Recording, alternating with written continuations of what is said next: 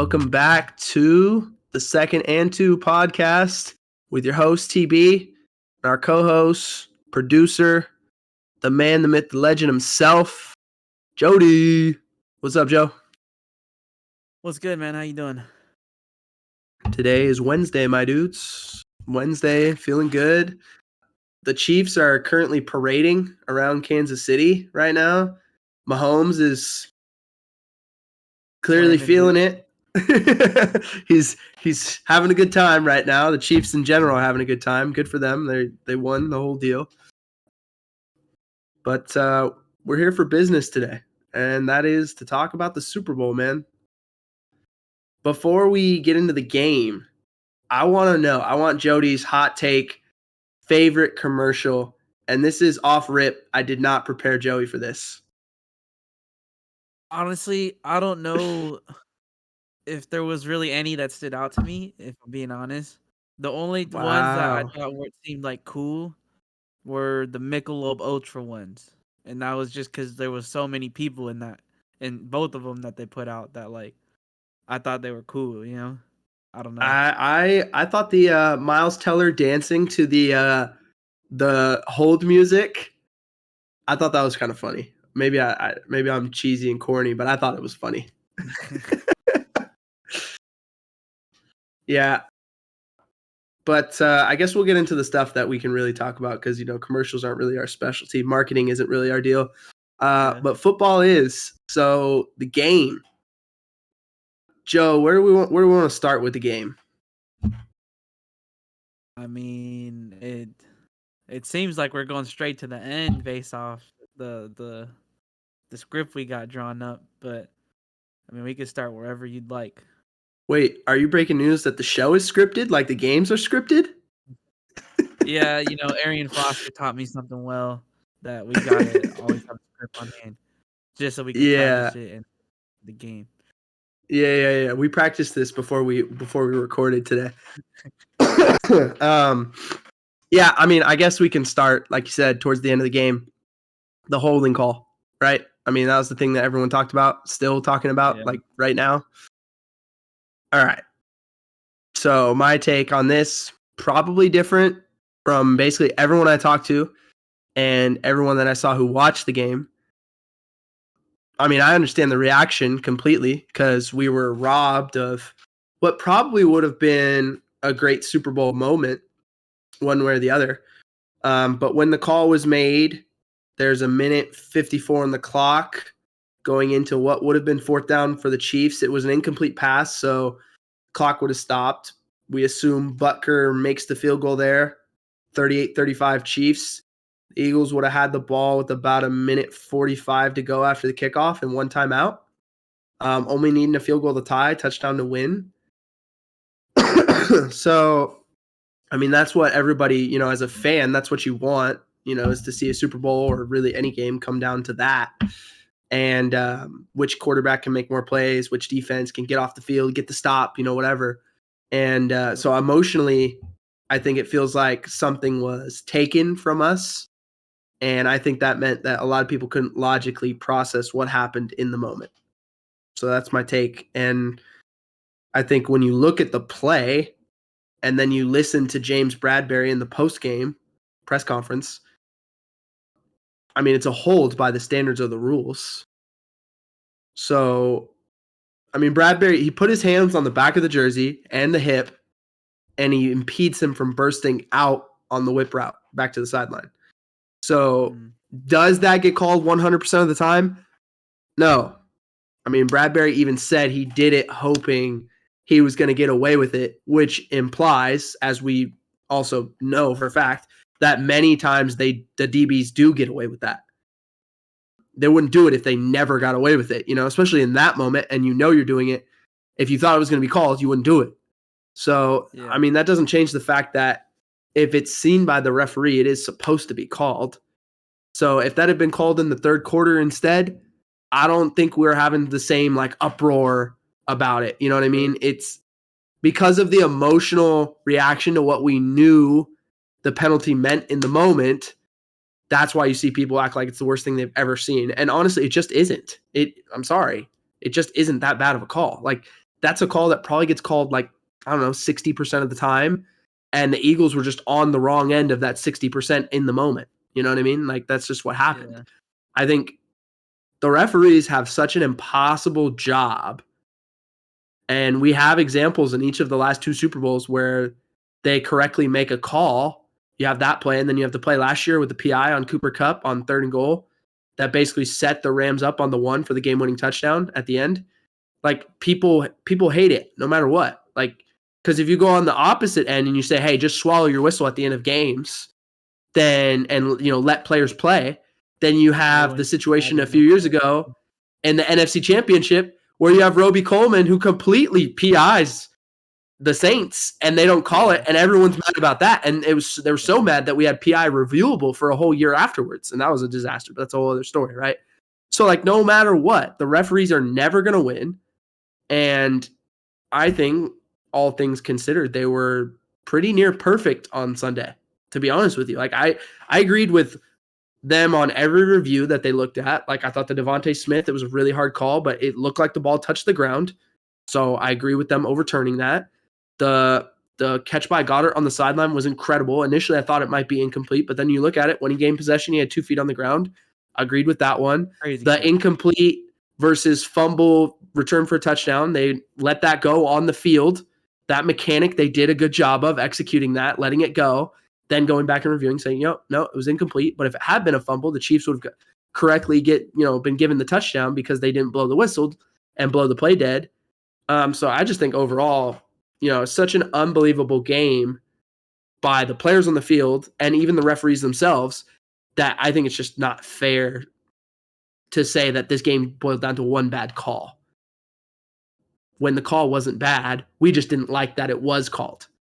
So did I enjoy the outcome of the call? No. It was anticlimactic. It took away a moment that Jalen Hurts could have had. But I don't think it was egregious or wrong. So that's my take on it. People can disagree. Yeah, I'll say that at the moment, like in the moment, right, everyone's mad, me included. I was like, bro, these fools literally handed them the championship, They got the Super Bowl. But the next day on the classic Bluebird, there's an angle I seen from like up high where you could see the whole field. It was like a broadcasting angle, but like farther back. And you could see, like, as soon as this fool Juju broke for the out, like, he was getting, like, you could see him stretch his jersey, and then he got his hand around the hip. And it's like, bro, that fool, if everyone sees that angle live, like, they're probably not contesting it nearly as much. Yeah. But in the angle we saw on the TV, all you see is, like, the ball being overthrown, Juju's chasing it. You don't really know what happened, it just looks bad. Yeah. And so it made sense why they called it after I saw that other angle, but at the time I was definitely a little salty at the call like everyone else. I'm not gonna lie. Now I will say, to follow up on that, I thought it was really lame what Juju did on Twitter yesterday. Oh yeah. Did you see that? Yeah. I thought that was so lame. Most. Yeah, he'll hold you when it matters most, and he has a picture of James Bradberry. I just thought to like kick a guy when he's down, like James Bradberry, clearly he's like, man, I made a mistake. He owns up to it in the post game. He knows he did it, and everyone on his team, I'm sure, and I hope, are telling him like, bro, this isn't your fault. Like, and I saw multiple Eagles, including Nick Sirianni, their head coach, step up in the post game and say like, that's not what this game came down to. There's other moments that we could have come through, and every football coach or player who's played at a certain level, at least through high school, understands there are moments in every game. Yeah. It never comes down to just one play. That's that's not how it works. So for a guy to be like, I know he's feeling that, and he's at probably his lowest moment right now. He's feeling like, dude, I messed up on a crucial play in the Super Bowl. For the other guy to be like, yeah, bro, you suck, you messed up. Like, that's so lame. I'm sorry, but it's not even it's a sportsmanship thing, yes, but it's also just like, bro, like if you consider yourself like a brother in the league, why would you do that? That just seems, I don't know. I thought it was really messed up. I thought it was low class by Juju to go do that. I saw a lot of Eagles players coming to Bradberry's defense and kind of smoking Juju on Twitter too. But I just thought that was a even though it was a hold, I was like, man, this makes me more incensed than the call. This makes me more upset that he's doing this and kicking the guy while he's down. No, just so lame. When I seen it, I saw Bradbury and I was like, who is this guy? I don't get this. I kept going. and then later in the day it hit me. I was like, oh shoot. Like once I saw AJ Brown get in there, it finally hit me what was going on. I was like, that's hilarious, but that's also really messed up. Yeah, I don't know. I didn't think it was great, but I guess when you win, you get to act how you want. I guess that's the moral of the story there. Yeah. All right. I want to talk about Mahomes. And I know, Jody, I know you're a Chiefs or a Broncos fan, so I know this is probably not your favorite topic. And everyone's been talking about him. So this may be overkill, but we got to do it. I mean, he's just so good, man. His greatness. You know, I said last week, I mean, this is my quote. In the end, as much as I love the Eagles up front, I think I've finally landed on the Chiefs because of Mahomes. He's so good, I find it hard to believe he won't get it done if he has the ball at the end with a chance to win. I think we get an instant Super Bowl classic that could go either way, but I'm going to go with the experience of Andy Reid and Mahomes in this game. And I just feel like that's how it's fitting, that's how it essentially came down to. That's what it came down to. I mean, the lesson here is Mahomes is touching that top tier of don't ever bet this against this guy in any situation. He may not be quite at 28-3 immortality Brady, but he's approaching that Tom Brady, Joe Montana stratosphere of quarterback where just unrelenting. He always seems to figure out the adjustment that's going to win them the game. I mean, the guy's her ankle, like I know people are making jokes about. It was so crazy that people were making jokes about whether or not he was faking the ankle injury because he still was so good, even with that high ankle sprain. That's crazy. You know, like my dad and my uncle were texting me at the halftime. Shout out to them. But they're texting me at the half and they're like, oh, the Eagles front is so dominant. Their offense is just keeping Mahomes off the field. Mahomes can't touch the ball. This is all against the Chiefs right now. And it was just like, I think I texted him something like, yeah, that may all be true, but like we've seen this story with Mahomes before. Like literally the Super Bowl that against the Niners 4 or 5 years ago, that's what it looked like. And they were able to come back and beat them. So I just like, you know, it's all true, but there's just something about him that you never feel like he's out of it. And that's how I always felt like watching Brady. And I now feel that way. I've reached that point with Mahomes. I'm not saying Mahomes and Brady are equals, but what I am saying is when I watch those two guys, I have the same feeling if I'm, you know, a defense that's playing against them, or if I'm just watching them, even if I don't have a dog in the fight, but I'm just watching the game, I am not sitting there ever feeling like, yeah, he's out of it. Like, no, never. There's not any score or any moment where I feel like those two guys couldn't come back and win the game. It's unbelievable. And those are probably, you know, in terms of football players, the only guys ever felt like that. In basketball, that's kind of the Jordan thing, right? I got there as a Kobe fan. I always felt like that watching the Lakers when they had Kobe. I don't know if I've ever quite been there with LeBron, but like I think he's in that same kind of. Joe says no. I'm gonna give it to him. He's in that kind of same stratosphere. Curry, same thing. Like that guy could just go hit 8 threes all of a sudden. You know, you just never know. And it's just, but those competitors that you just feel like are never out of it. Like to me, that is Mahomes at this point. Like I guess the reason I was shaking my head no for LeBron was if you count on him to win the game, you know? Like I guess thinking back, if you look at the finals appearances they had, it would be more like you wouldn't expect him to lose to get until the finals. You know what I mean? But that's a whole nother discussion we don't need. For Mahomes though, at half, that was probably Eagles fans up 10 at half. This fool wincing at his ankle, like a minute and a half before. Like I'm sure they're all feeling great. Like, oh, this guy might not even be able to come back. Like, who knows what's going on? And so I was watching the game with Johnny, right? And at half, he was going crazy. He wanted the Eagles to win bad. And like I said, I would love to see the Eagles win, but I just, you know, I still think the Chiefs were going to pull it off as they did. And so the whole time I was just hearing them yap about the Eagles doing great. And I was like, well, if anything, this is their chance, right? Mahomes going out, and he might not be able to come back. Comes in the half. This dude starts breaking runs towards the end of the game. Like, he was doing his thing. And I had people texting me during the game like you. They were like, oh, like, what's going to happen now? Do you think he can still do it? I was like, bro, there's no doubt in my mind they're going to win. It's just a matter of, like, how. Yeah, exactly. And so once they went up 7, right? I think that's what it was. Towards the end, it was like 35, like 27 or something. Yeah, Like, when they went up 8. I got more texts like, so what's gonna happen now? I was like, well, there's still potential for this to be a great game, but the Chiefs are winning. I don't know what to tell you. I think I even exactly texted you. I was like, hey, the Eagles got the juice to go tie this up, but when they do, Mahomes is still gonna go win it. That's the thing. Like, the Eagles got the juice to go tie this up and get the 2-point. You know what I mean? Like, go score, get the 2-point, they'll tie it up.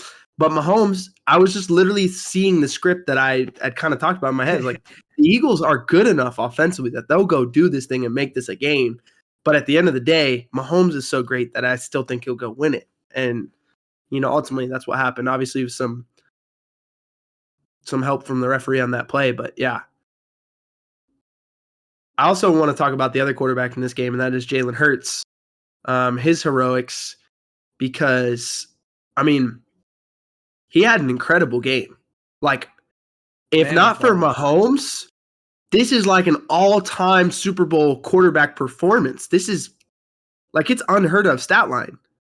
Like, he had 4 total touchdowns, 3 rushing touchdowns. The only other player to ever have 3 rushing touchdowns in a Super Bowl is Terrell Davis. That's a running back. Like, Hurts did it as a quarterback. He threw the ball for the other one on the big touchdown to A.J. Brown. He had 70 rushing yards, 304 passing yards. He's 27 of 38. I mean, his quarterback rating was off the charts. I mean, basically, he did everything right. The Chiefs could not stop him. We know the only bad play was just the fumble. The fumble that went for a touchdown really hurt them. But he was basically flawless on every other play besides that one. Like, there's not another play that I could look at and say, Hurts could have done more. It's like, dude, he was unbelievable. I mean, he picked up every 3rd and 4th down with the quarterback sneaks. I mean, he made some freaky, unbelievable throws to Goddard, Devontae Smith and AJ Brown on 3rd down. Like, a couple of those throws to Goddard, I was like gawking out. I was like, oh my God, like that. How is he fitting these balls in there? Like, I don't even know what he's doing. These are throws that like no sane quarterback makes, let alone in a Super Bowl.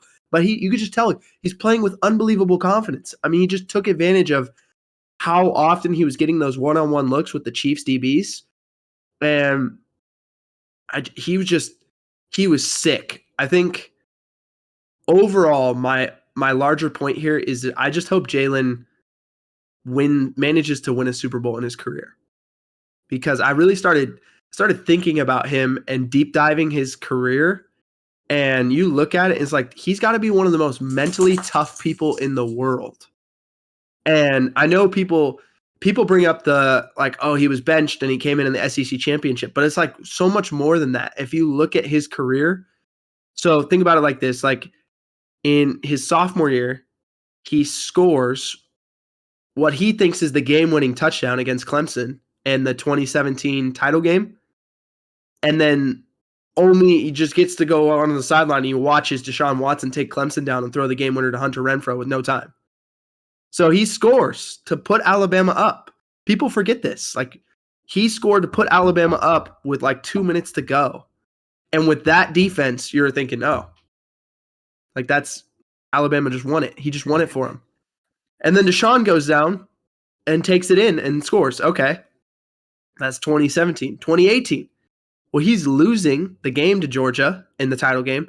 And then they go win, but Tua takes his job to go do it. So even though he won the title, dude had to like watch it from the bench. Okay. We know about what happened in 2019. He's benched the whole year, right? He ends up or in 2018-19 season, he's benched. He ends up playing in that SEC championship, plays great given the opportunity, and then ends up transferring to Oklahoma after that season. Okay. So he goes to Oklahoma. He finishes second in the Heisman voting to Joe Burrow that year and loses to him in the college football playoff. Now you come to this year, he has his first couple years in the league. You fast forward here. Who does he finish second to in MVP voting? Mahomes. Who does he finish second to in the Super Bowl? Both would have been Super Bowl and Super Bowl MVP. Mahomes. And he does it again watching from the bench. So a lot of these things have been out of his control. Like, I have to imagine the frustration of doing everything right in all of these situations. And it's literally just been Deshaun Watson, Tua, Joe Burrow, and Mahomes. 4 of like the greatest of all time in their respective in terms of, Burrow and Tua aren't quite there in NFL football, but in terms of college football, like those 2 dudes are up there as like all-time great college football quarterbacks. And then in the NFL, Mahomes obviously is already in that stratosphere. It's like this guy's done everything right his entire career. And in all the big time moments of his career, he's finished second. And he's a great player. By all accounts, everything everyone says about him, he's a great person. I think his show of mental toughness and losing the job to Tua, coming back in the SEC championship, it's probably used as an example of like what to do in too many situations that don't even actually apply, to be honest with you. But there's a reason everyone loves that. And the fact that he heard all the criticisms last year, he comes back the way he did this year. To me, it just says so much about his character, his mentality, and that's just a guy I could root for. That's a guy who I would love to like have the opportunity to work with. So I want him to be able to finish first because I think he's earned it. Like, it's crazy he hasn't gotten it yet, but I think that dude really deserves a victory. And I don't know that there's a whole lot of other people who have, finished second so much that would still be like as mentally tough as he is. I just don't think anything phases him. So I'm really impressed by him. Even though he didn't win this week, like, dog. Yeah. Yeah, dog. Yeah, I will say that whole stat sheet of just losing the big game is tough, for sure. That definitely takes a toll on you. But they also need to get this done soon if that's their plan, you know what I mean? They're running out of time with that squad that he's got, so they'll have to figure out some pieces going forward in the next like year or two. But he's definitely the guy to get back here. That's for sure. Especially in the NFC.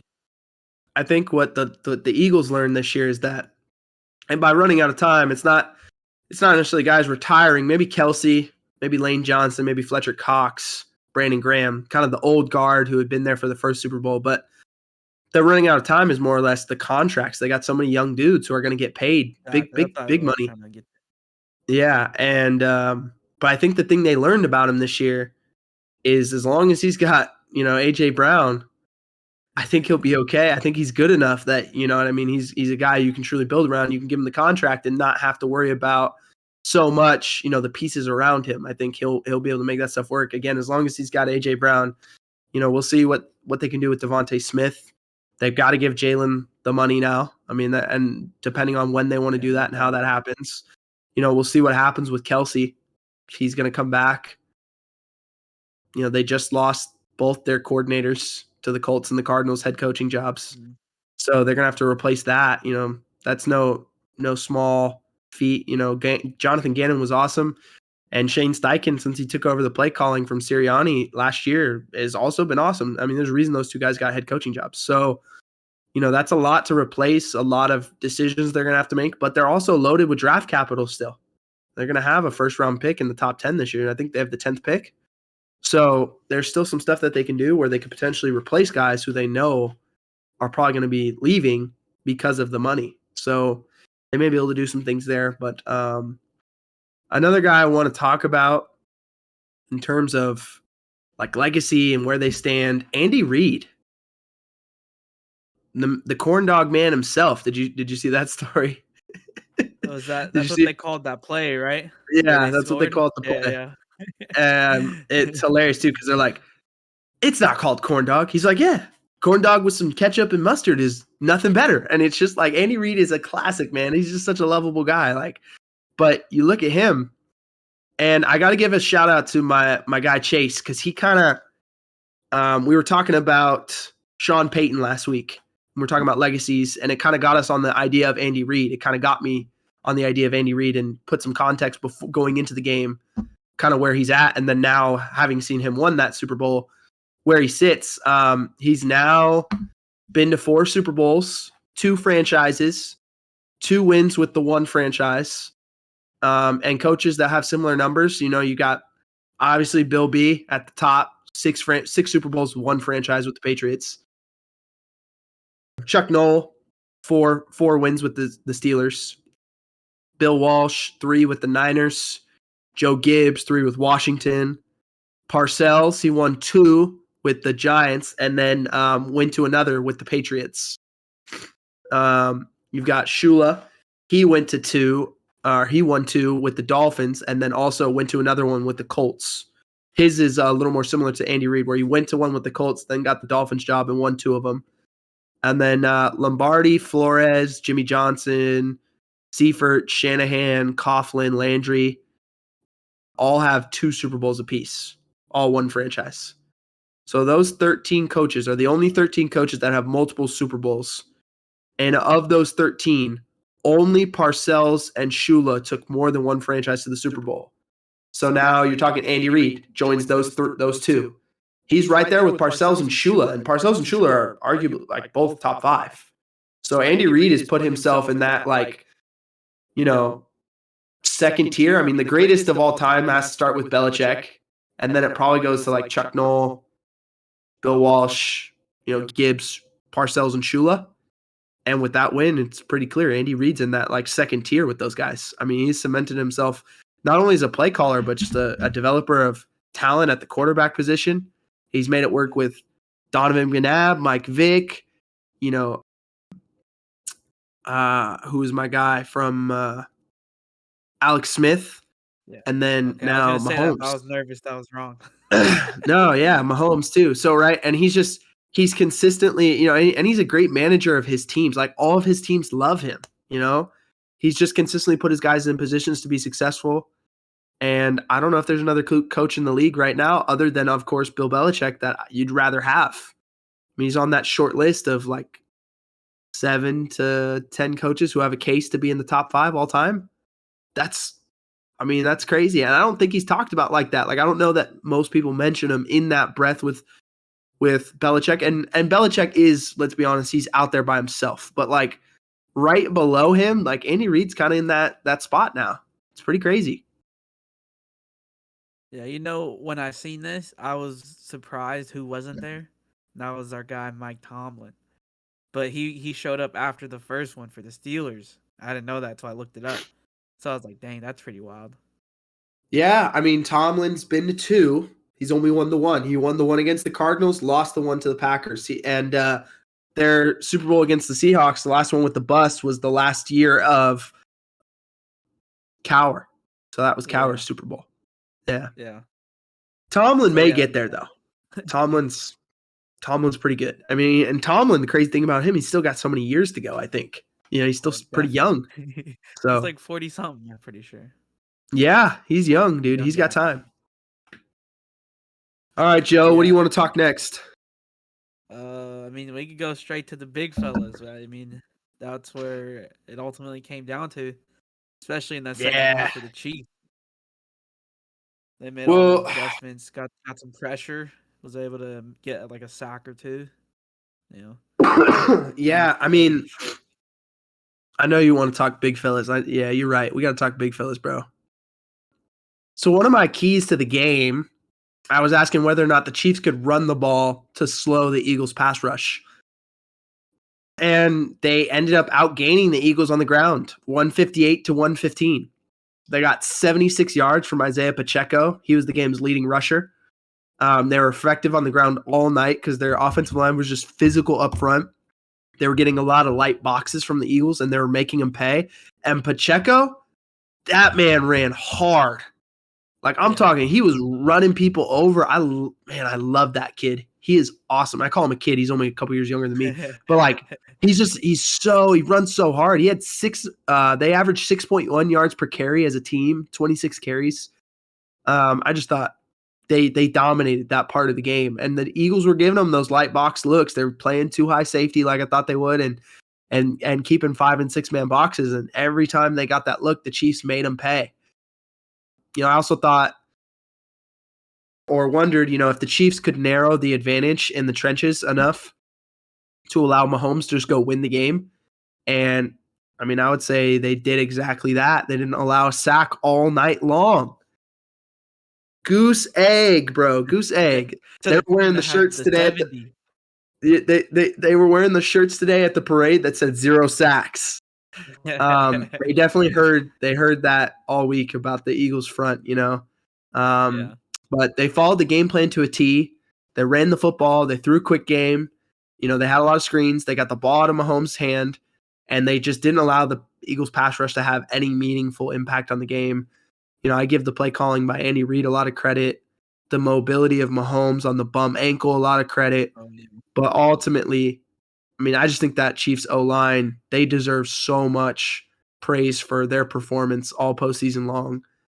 They really were that good. If the Eagles O-line is the best in the league, the Chiefs O-line has a case to be second best right now. That's how good they were. So, I don't know what you thought on that one. Yeah, I would say that they played excellent. There's no way around that. It was literally when they were passing the ball. It's you said a credit to the line and Patty Mahomes for scrambling, but I remember a play. There was Hassan Reddick. He was like rushing the edge, came back in, like looped in, and then Patty Mahomes scrambled out of the pocket, so he just got flushed out by Hassan, like threw a dot to someone. I couldn't tell you who, but ultimately it was just they couldn't be stopped on their passing plays. It was too much for that Eagles D line. They were getting to the pocket, like they were breaking through, but Patty Mahomes able to still make plays with the legs and be able to get those completions or scramble for some first downs that we saw as well. It was a wild scene, being that these fools had 70 sacks to hold that record, and they couldn't get any in the time it matters the most. I know. And I mentioned that the Eagles O-line, kind of looking at them, as good as the Chiefs O-line was, the Eagles O-line was still dominant. Yeah. Even though they lost. Like they were still capital DOIMINANT dominant. Like every third and fourth and short, we mentioned this earlier, was just like a guaranteed, like they're gonna get it. Because of Kelce, just a guarantee. Like Kelce and Hurts, that combo, that's gotta be the greatest like short yardage weapon that's ever existed in the history of the game. They're just unbelievably good. And we saw Kelce pull again for the Hurts touchdown, the little designed quarterback pin pull. Freaking nasty. Kelce is the only center in the league who can pull like that. I'm telling you, it's unbelievable. The guards, Dickerson and Siamalu, they made Chris Jones a non-factor, like all night. And he was having his best playoff game the week before, and now it's just like nothing. He was so frustrated. You could tell. Like there was a play towards the end of the game where he just like got up the field because you could tell he just hadn't gotten any production. He was frustrated. They had him doing things he wasn't supposed to be doing. Lane Johnson and Mailata, they were just great at handling Frank Clark and Karlaftis and Dunlap all night. Technically, they allowed 2 sacks in the box score, but both of those were like scrambles where Hurts really didn't get back to the line of scrimmage. Like one of them, he just ran out of bounds. So like they only lost 1 yard on each sack. So technically it goes in the stat sheet as a sack, but like my eyes, despite the box scores, say they didn't give up any sacks either, really. And then they mashed the Chiefs when they got favorable boxes to run the ball. So I don't think the Eagles O-line, did anything to lose the game at all. They played like a winning group. I still think they're the best in the league, maybe the best in the last 5 to 10 years. So as long as Kelce comes back, they're going to be just as good next year. I mean, pray for everyone to be healthy, but if they have that 5, that there's not a better 5 in the league. They're good. They're really good. Yeah, we love watching those dudes for sure, especially down the stretch through the playoffs. They play amazing ball, especially with the run game. And yeah, those short yardage plays. But I was telling you the whole game, like these dudes can't be stopped. I was like, the only time this has been ever seen is probably Tom Brady, and even then, he's not doing nearly anything that they were doing. No, it wasn't a guarantee. Not like this. Yeah. No, it was literally they were doing like 3rd and 2, and they just this fool Jalen Hurts, he'd get jumped on, he would still drive the leg. Chris Jones first. jumping on him. Yeah, it was just there was nothing you could do. Every time it was 3rd and short, I was like, well, there's a go. They're keep driving. Yeah. Well, I got another one for you, Joe. Special teams. Wins the games. There we go. You remembered. You hit me during the game. I was like, dang, bro. Yeah. It's really what it comes down to. Dude, so I saw in the pregame, Sean Payton said that the Chiefs had a major advantage here before the game. On all special teams, or just like that's what he said. Yeah, on special teams in general, he thought the Chiefs had a major advantage. We talked about a lot of the same things, but I called it a draw because I didn't really trust Butker. You looked at his percentages and everything. Yeah. Well, certainly not as much as I trust Jake Elliott for the Eagles. But both things played out. I mean, Butker missed a field goal, ultimately didn't crush the Chiefs, but the Chiefs clearly won the battle with the big return from Toney that set up the touchdown that put the Chiefs up 8 in the 4th quarter. I mean, we said a major key to the game could be special teams, a play that changes the game. I don't know if Toney's return truly changed the game as much as it sped up the process, because by that point, Mahomes was on fire. He already scored 2 touchdowns. I don't know that the Eagles defense is stopping him from scoring there again anyway, to be honest with you. But Toney's return made it like a guarantee. Yeah. So, huge play. I mean, ST always will come back and get you. Good moment for him, Yeah, no doubt. That put them on like the 10 or something, like the 12. It was the short yardage. It was just a gimme. You guaranteed the 3 points, and they went and scored every time they had the ball in that second half, so it didn't matter. But no, that was definitely a nice pivotal moment for sure. All right, well, I just want to finish up the game with just some of the in-game adjustments I saw, just to kind of finish it out. Some of them, maybe look at a little bit of film. I think we've covered a lot of it, but my final key to the game, I did ask if the Eagles would be able to take advantage of one-on-ones if the Chiefs played a lot of one high, which I expected, and that question got answered pretty frequently. I mean, AJ Brown, Devontae Smith, and Goddard ate. Now, the crazy thing is they ate whether it was one high or two high. I went back and watched it. During the game, I thought it was a lot of one high. The Chiefs played more two high than I thought they did. Ultimately, they did get back into some too high looks, especially in the second half. They made some adjustments later in the game. They played a lot more too high shells in the second half, but they were trying to keep their guys out of man. But even then, like the Goddard catch that got challenged, that was against cover 2. You're not supposed to be able to throw the corner in cover 2, and he hit it. That's actually we'll watch that right now. Actually, couple plays just to kind of showcase the difference between what two high look like for the Chiefs versus this Eagles offense and one high. Now, like I said, the ultimately it seemed like it didn't matter whether the Chiefs were in two high or one high, the way that this thing played out. But you'll see this one. This is in the 3rd quarter. The Chiefs are gonna play what we call one plug, which I'll explain in a second here, but the Eagles run this 3rd and 6 concept where they're going to run the deep dig or over route by Goddard with it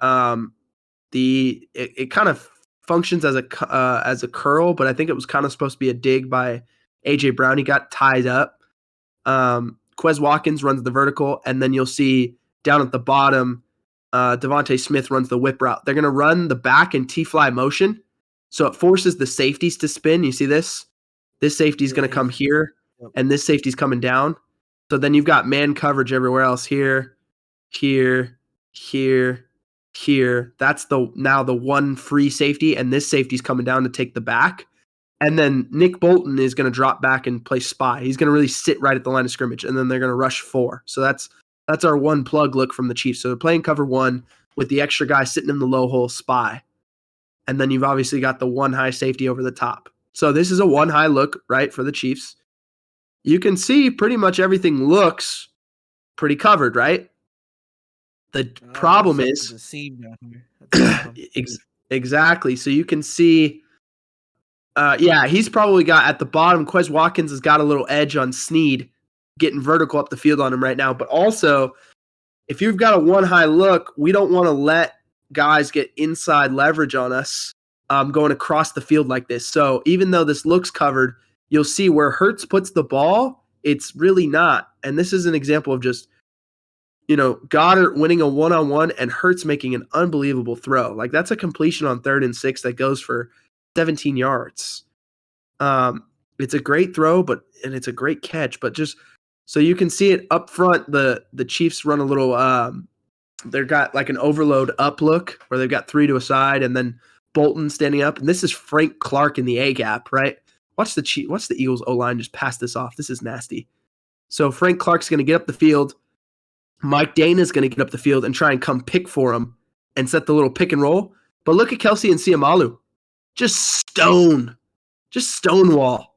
Look at them creating this pocket. Look at Lane Johnson over here handling who is that? Dunlap, I think.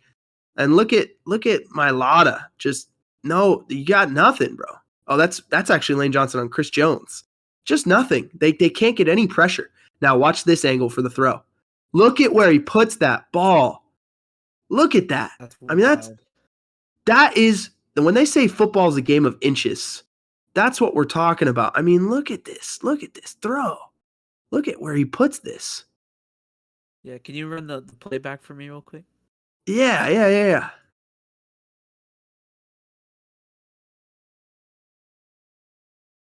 Hurts moves to his left, throws it on the money. I mean, it's a dimer. It's a dimer. I can't describe enough how crazy that look was. So that was versus one high, and this is what I'm talking about. The Eagles ate in man-to-man situations, man. They really were eating all game long when they were getting those looks.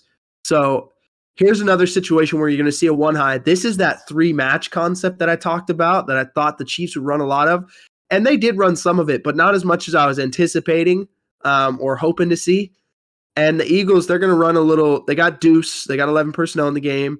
You got Goddard in the tight end in line, right?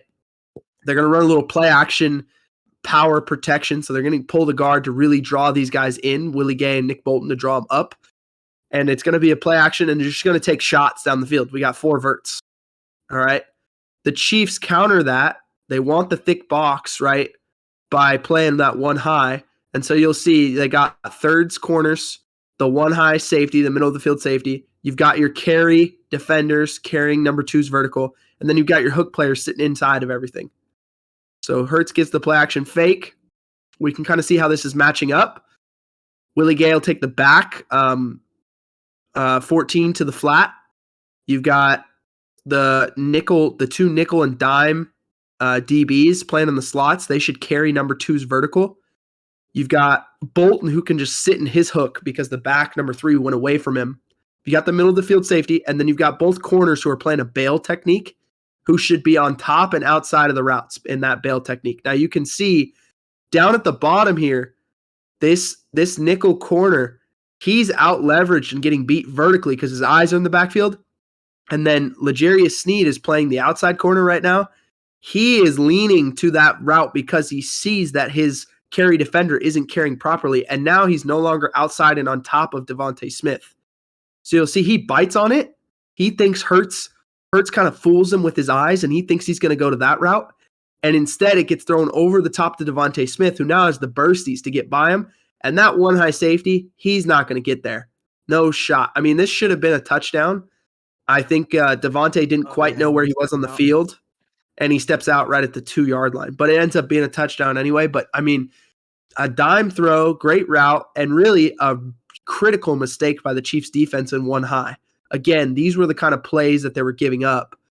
You can kind of see the play action look from the behind angle here, the tight angle, right? You see how it sucks up the backers, and then really it affected the eyes of this flat defender. So that also affected the eyes of the corner. So it's a domino effect. That's why we talk about defensively, you have to do your part. You have to do your, I think it's the oldest and lamest cliche in the book, the 1/11th, but it's true. If you don't do your job, that one job affects the other 21 people on the field and affects your other 10 teammates. And when you mess it up, it messes up the next guy, and it's that domino. So really good job by the Eagles of getting that domino effect to happen, and that's what gets them the big shot.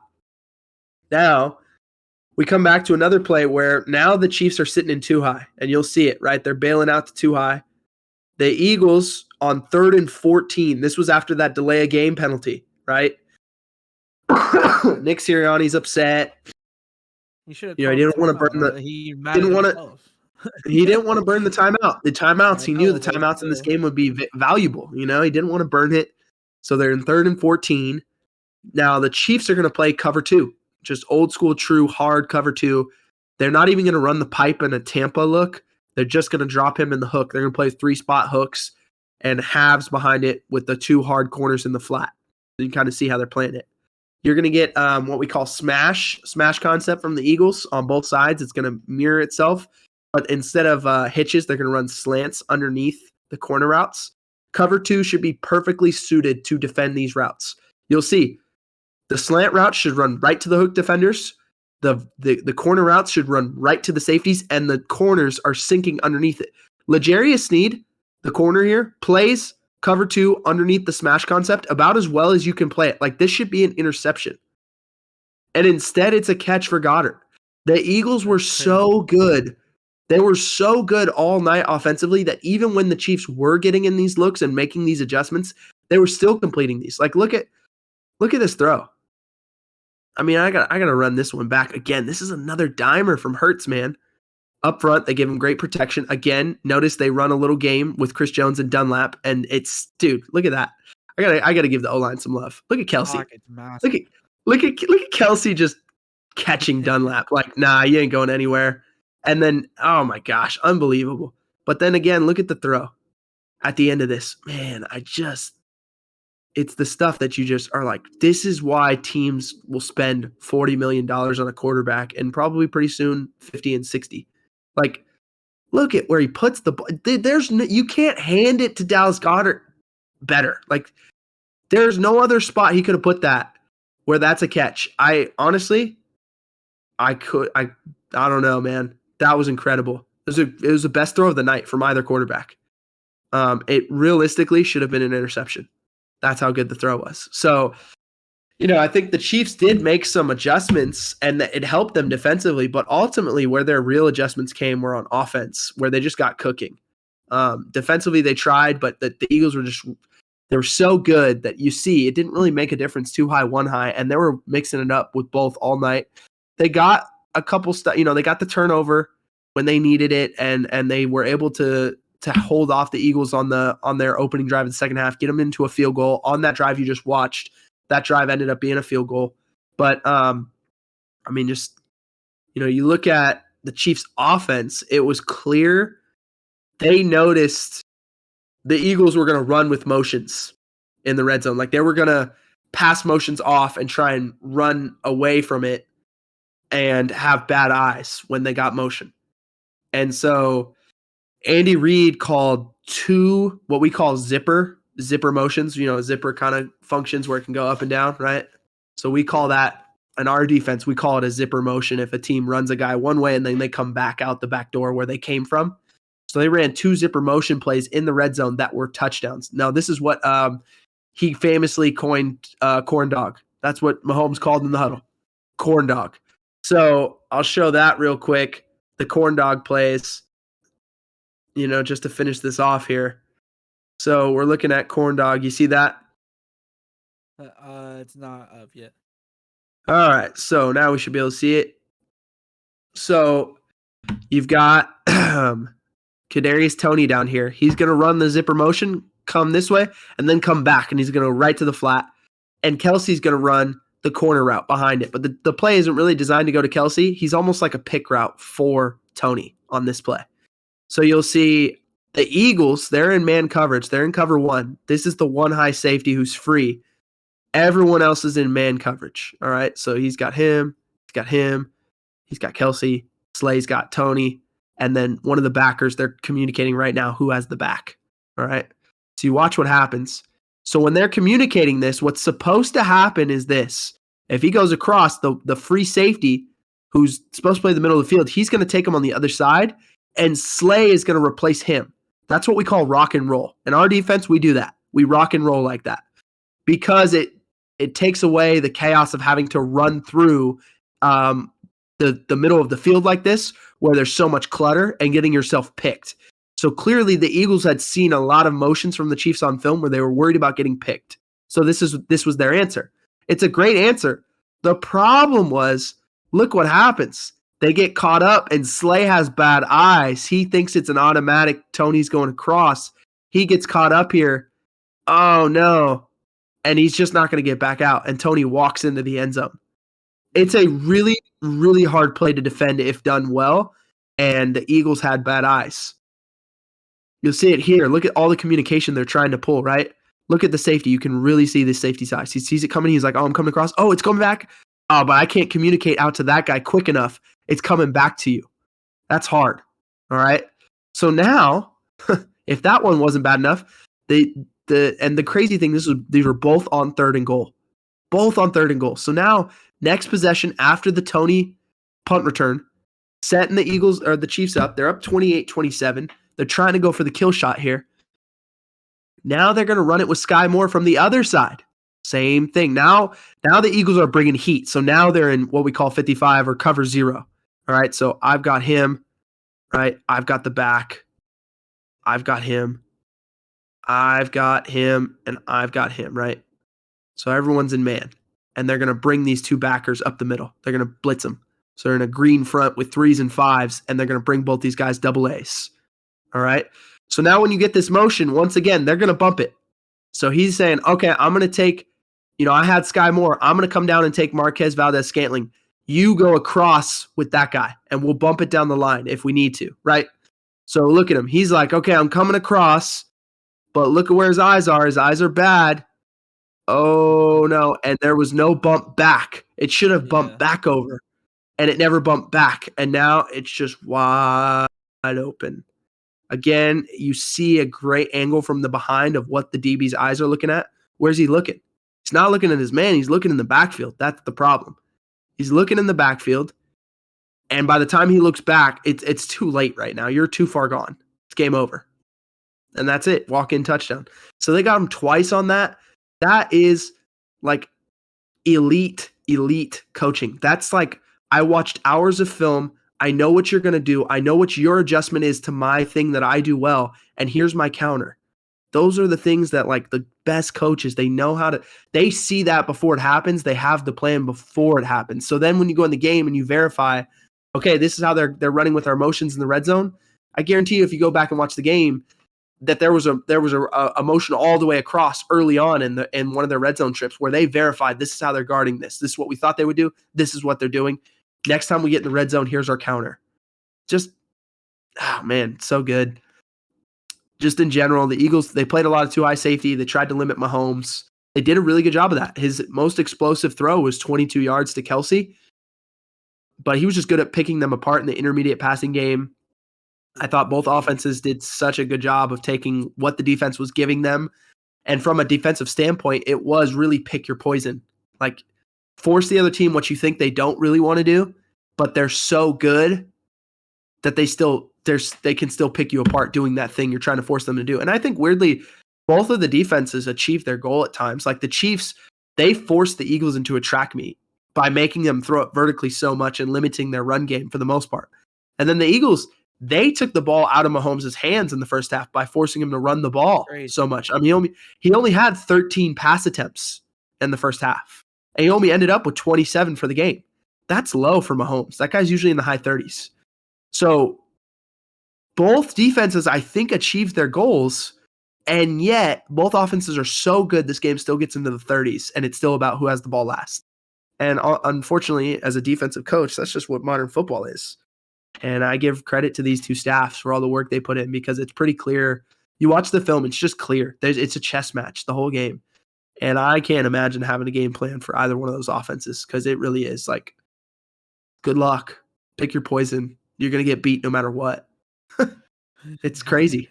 It's crazy. Because I think both defenses were prepared. I think they both did what they needed to. It just, those offenses are too good. I don't know what to tell you. So, Joe, any last minute words on the game that you saw or anything that you thought we didn't cover? I don't think so. I think it was just the game of halves. The first half was dominated by the Eagles. Second half was dominated by the Chiefs. Granted, they were down 10 going into half, and I think from what I saw, at least, I think they made more defensive adjustments, or they were just able to play better D. I couldn't really tell you, but it seemed like their four, like core seven, the front seven, was all able to do what they really needed to, and they had the turnover, led to a touchdown, almost had another one. Like, I don't know, I just seen more from their D than I did from the Eagles, I guess. Yeah. So moving forward, as we turn the page to 2023, who do you like this time next year?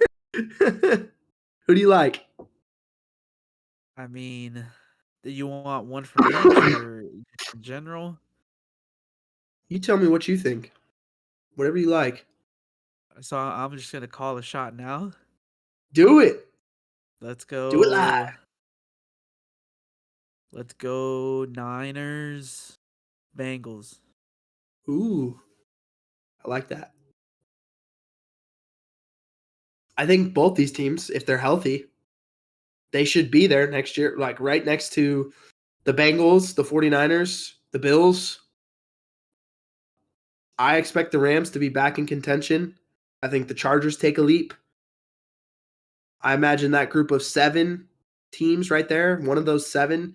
And then I think the dark horses, I would say, are like the Jaguars and the Jets are 2 other teams that could take like a leap and be in that group. Because, every year there's kind of that, like the Eagles were that this year, where it wasn't like out of nowhere, but like compared to where they were last year as a first round exit, they took a leap. Big difference. Yeah. I mean, before the draft and free agency, it's tough to assess who could be in the game. But if I had to guess right now, I'm with you. I think I would go with the 49ers. And then I would say the Bills. I think the Bills finally get there next year. 49ers, Bills. That's what I would go with. But I like 49ers, Bengals. I mentioned the Bengals is one of those teams that I like. So we got the banger of the week. We got to end the show on the banger. What you got? I mean, according to the script, we were talking about me and you were talking about the halftime show by Riri. Oh, Riri killed it. Yeah. Yeah, she killed it. Okay, so I heard a lot of people talking about, oh, I didn't like it. I was like, what? Yeah. I'm looking at people crazy. Like, do you not understand? This lady was pregnant, hanging 300 feet in the air, and singing without the ability to really dance. Yeah. And I was mesmerized like the whole time. I was like, wow. Now, I'm not telling you it's the best halftime show ever. Like, there's definitely been other halftime shows that I liked more, but also mostly probably because I liked some of these artists more, or I have more of an attachment to them or whatever. Like, I just like certain brands of music better than I like hers. But in terms of just a like singular performance and just rating that objectively, she's up there, dude. Like, yeah, with all the things, she didn't even have a guest artist. Which was she crazy. Went solo. She had me guessing the whole time. I was like, it's Drizzy. Oh, it's Jay-Z. She went solo the whole time. Not the. Oh my gosh, Kanye would have been unbelievable. Okay, the crazy thing is, and this is what I texted you. She just has like her discography is deep, bro. It's just all hits. Like every song she played, I was like, oh, I know that song. Oh, I know that song. Oh, I forgot about that song. That's a good song too. Yeah. Oh, I know that song. Like every single song just came on. I was like, man, I don't know. I thought she killed it. Maybe people don't like it. I don't know. Maybe it's just people didn't like her music. Saw a lot of people talking about like visually the performance. Like She didn't have the outfit change. That's always something people look Yeah, for. There was yeah. the limited dancing. I guess you could throw that in there. I don't know. Whatever I it thought was, I the thought she background had dancers great were cool. music. Yeah.